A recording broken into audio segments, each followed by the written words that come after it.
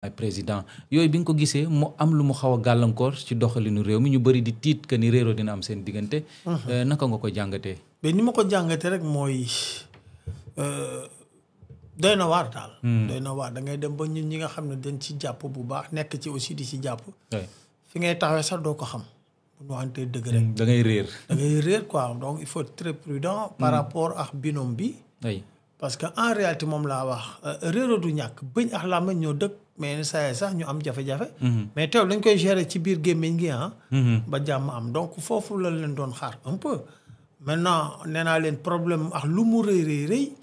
entre Diomaye et Sonko man jàpp naa ne ce problème là ne devait pas être c'est-à-dire que l'objet de discussion du peuple.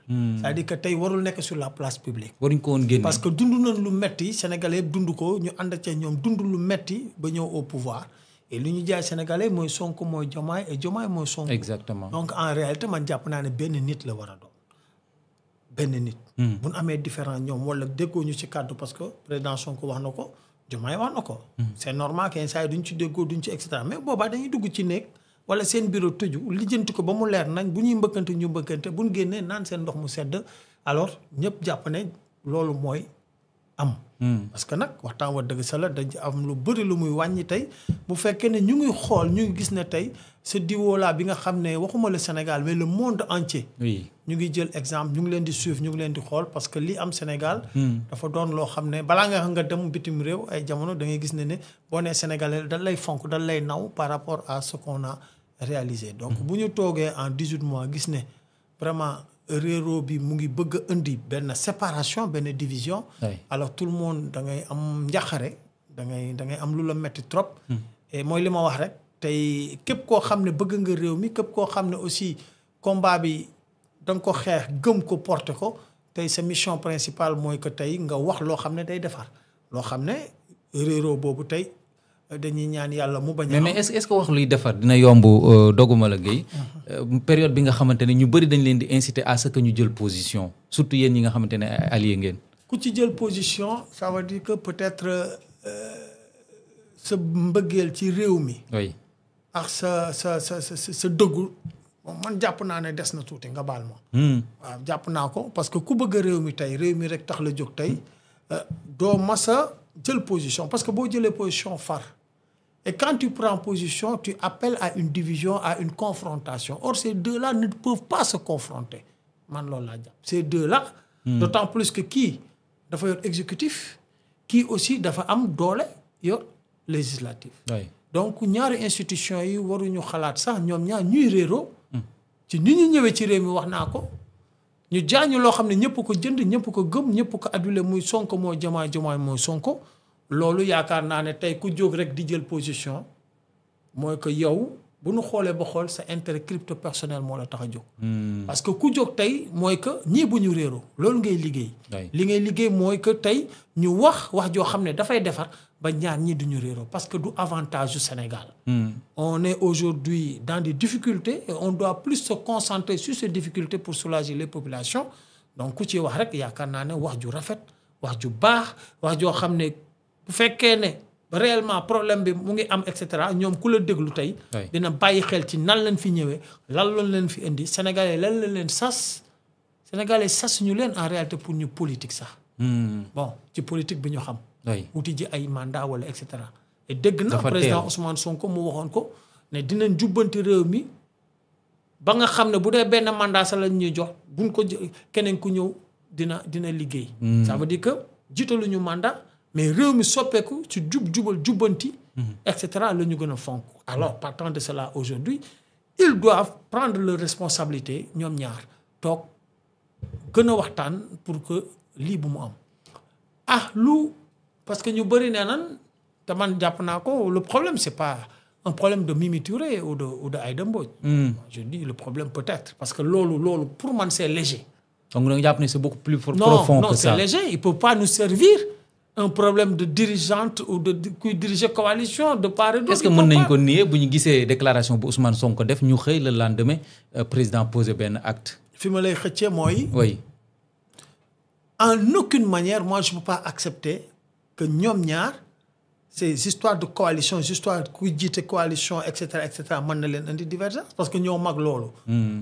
ñoo gën a ëpp loolu surtout ba muy gën a metti. oui ñoom seen trajectoire ñoom ñaar depuis un peu domaine ak ni ñu mel tuddante ay doom tudd yaayu doom et cetera li ñu dund yëpp ba ñu làq leen jant bi. ñëpp taxaw xeexal leen ay bakken rot. je crois que ça peut pas être ces histoires de coalition ces histoires de prévision pour des élections futures. donc lan moo war a nekk le nœud du problème. je peux pas le véritablement savoir tout le monde spécule dans ce pays mais dama ne ak lu mu mënti am. réeroo lu mu mënti am ñoom ñaar il doit pas y avoir discorde ba muy génn si biti ba nit ñi di ko waxtaane loolu du lu baax. entre nous ñoom ñaar tey cette générosité que le président Ousmane Sonko a montré à la face du monde. oui qui je l'ai dit tey bu doon ñu bëri lu ñu xam ci wàllu politique boo jiitee parti bu dul yow du keneen. ñu bëri tey am nañu gàllankoor mënuñoo dem ils ont sacrifié le parti et cetera. parce que mënuñu dem ils n'ont pas de candidat. bu dul ñoom du keneen bu dul ñoom du keneen.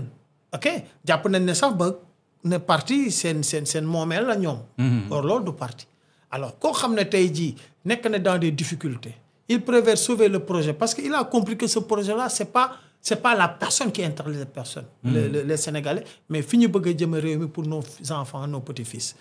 jël affaire bi jox la ko nga porter ko yaakaar naa cette générosité elle est légendaire et exemplaire. bu amee tamit bëriwul. donc loolu bu amee Diomaye aussi ak li mu daj aussi waxtaan ba dëgg sa la ci parti bi et cetera. donc man jàpp naa ne bu nu amee jafe-jafe dëggantaan ba woon na jafe-jale nañ ko régler entre 4 murs bu nu paree génne une image rayonnante. parce que les problèmes ñu bëgg ko ñu bañ ko ne peuvent pas bañ a surgir bu surgir ñoom ñaar nañ ko lijjanti. ils n'ont pas le droit jaaxal peuple sénégalais ci ñoom dinañu bàyyante wala duñu bàyyante. amuñu droit waru woon yegg foofu. amuñu droit boobu et aujourd'hui je le dis il faut qu'il siffle la fin de la récréation. mais est-ce que dina yomb période bi ak fu ñu si toll ñu mën a deltuwaat ginnaaw ba mën a recoller waat les morceaux comme on dit. bon kon dafa am ay morceaux yu tas. oui bien sûr c'est visible. le président Ousmane Sonko lu mu wax. le problème de Pastef c'est Pastef. oui donc ñoom la seen biir. donc nañu recoller les morceaux amul bu comme ne nga morceaux yi dafa tax l'impossible n'existe pas tout se passe dans la tête. bon aujourd'hui oui. ñoom ils ont l'obligation aujourd'hui surtout ñoom ñaari njiit yi. ñu libérer le peuple sénégalais ça veut dire que ñu dellu fa nga xam ne loolu la ñu jaayoon teg ñu fa ñoom ñaar gëm naa ne warul am séparation. bu fekkee ne réew mi la te li ñu jaay réew mi nit ñi jënd nañ ko. ñi taxaw ñu ngi xeex masa xeex pour ñoom ñu séparer wu. ils doivent pas accepter cela rien que rek pour le peuple sénégalais parce qu'on les a tout donné aussi.